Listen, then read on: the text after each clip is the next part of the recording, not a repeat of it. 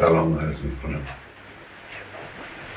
مطلب اولی که مایلم عرض بکنم تمجید از رفتار ملت عزیزمون در این قضیه است که اخیراً دشمنان برای کشور پیش برد. ملت ایران نشان داد که هم متین، هم شجاع، هم وقت شناس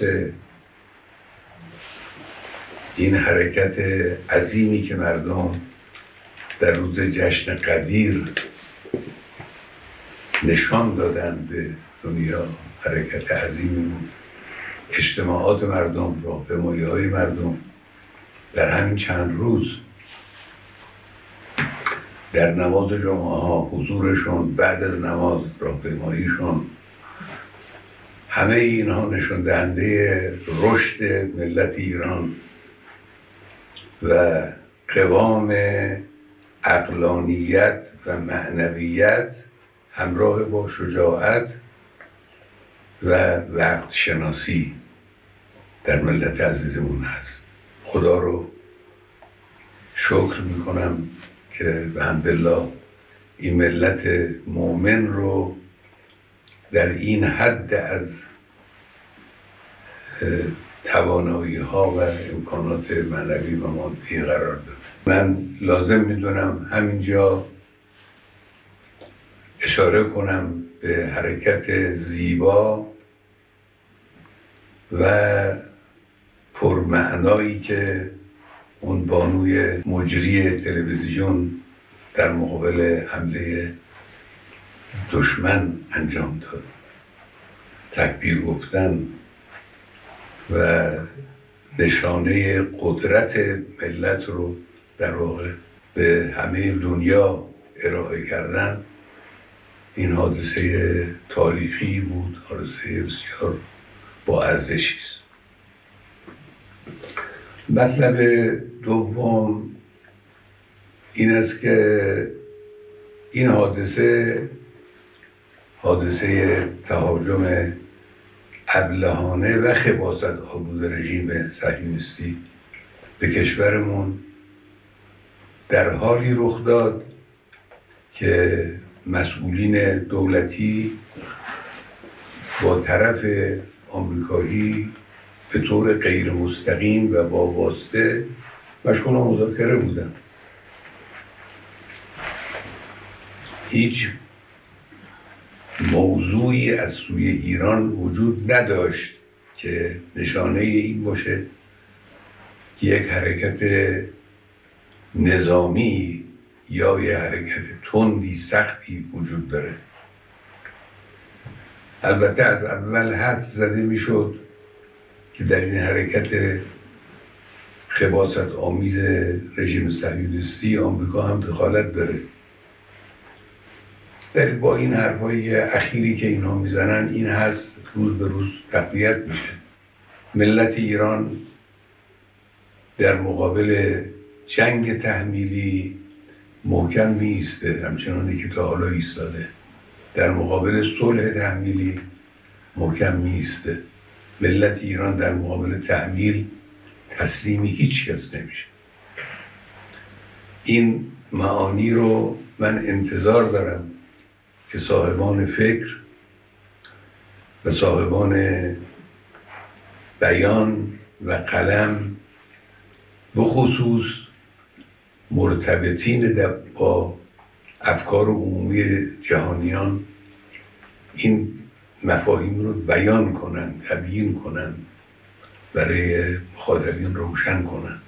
اجازه ندن که دشمن با تبلیغات فریبکارانه خودش حقیقت رو دگرگون جلوه بده. دشمن صهیونی یک اشتباه بزرگی کرده، یک جنایت بزرگی رو مرتکب شده و باید مجازات بشه و داره مجازات میشه. همین حالا داره مجازات میشه. مجازاتی که ملت ایران و نیروهای مسلح ما برای این دشمن خبیث انجام دادن و دارن انجام میدن و برای آینده برنامه دارن مجازات سختی است و او رو دچار ضعف کرده. همینی هم که دوستان آمریکاییش وارد صحنه میشن و حرف میزنن نشانه ضعف و نشانه ناتوانی اوست. مطلب آخر هم این که اخیراً رئیس جمهور آمریکا زبان به تهدید گشوده، ما رو تهدید میکنه، هم تهدید میکنه هم با یک بیان سخیف و غیر قابل قبولی از ملت ایران صریحاً میخواد که بیایید تسلیم من بشید. وقتی انسان این چیزها رو مشاهده میکنه واقعا تعجب میکنه. اولا تهدید رو به کسی بکنن که از تهدید اونها میترسه. ملت ایران نشان داده که در مقابل تهدید کنندگان دچار ترس نمیشه و لا تهینوا ولا تحزنوا و انتم الاعلون ان کنتم مؤمنین. این رو بهش ملت ایران معتقده. تهدید تأثیر نمیگذاره در رفتار ملت ایران، در اندیشه ملت ایران. ثانیاً اینی که به ملت ایران بگن بیایید تسلیم بشید حرف عاقلانه ای نیست. افراد با خرد که میشناسن ایران رو، میشناسن ملت ایران رو، میشناسن تاریخ ایران رو، هرگز چنین حرفی رو بر زبان جاری نمیکنن. تسلیم چی بشن؟ ملت ایران تسلیم شدنی نیست. ما تعرض به کسی نکردیم و به هیچ وجه تعرض احدی رو هم قبول نمی کنیم و تسلیم تعرض هیچ کس نمیشیم. این منطق ملت ایرانه، این رویه ملت ایران. و البته آمریکایی ها، اونهایی که با سیاست های این منطقه آشنا هستن میدانند که ورود آمریکا در این قضیه 100% به ضرر اوست. اونچه که او در این زمینه ضربه خواهد خورد به مراتب بیشتر است از اونچه که ایران ممکنه صدمه بخوره. صدمه آمریکا اگر ورود در این میدان بشه، ورود نظامی در این میدان بکنه، صدمه جبران ناپذیری خواهد بود بدون تردید. من به ملت عزیزمون عرض میکنم همین آیه شریفه رو همیشه در نظر داشته باشید. زندگی به حمدالله به طور عادی در جریانه. نگذارید دشمن احساس کنه که شما در مقابل او میترسید، احساس ضعف میکنید. اگر دشمن احساس کنه که شما از او میترسید، دیگه شما رو، گریبان شما رو رها نخواهد کرد. همین رفتاری که تا امروز داشتید، این رفتار رو با قوت ادامه بدید. کسانی که امور خدماتی به عهدهشون هست، کسانی که با مردم سر و کار دارن، کسانی که امور تبلیغاتی و تبیینی بر عهدهشون هست، کار خودشون رو با قوت انجام بدن و ادامه بدن و به خدای متعال توکل کنن.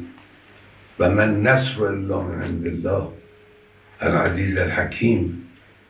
و خدای متعال ملت ایران رو و حقیقت رو و حق رو به طور قطع و یقین پیروز خواهد کرد انشاءالله. و السلام علیکم و رحمت الله و برکاته.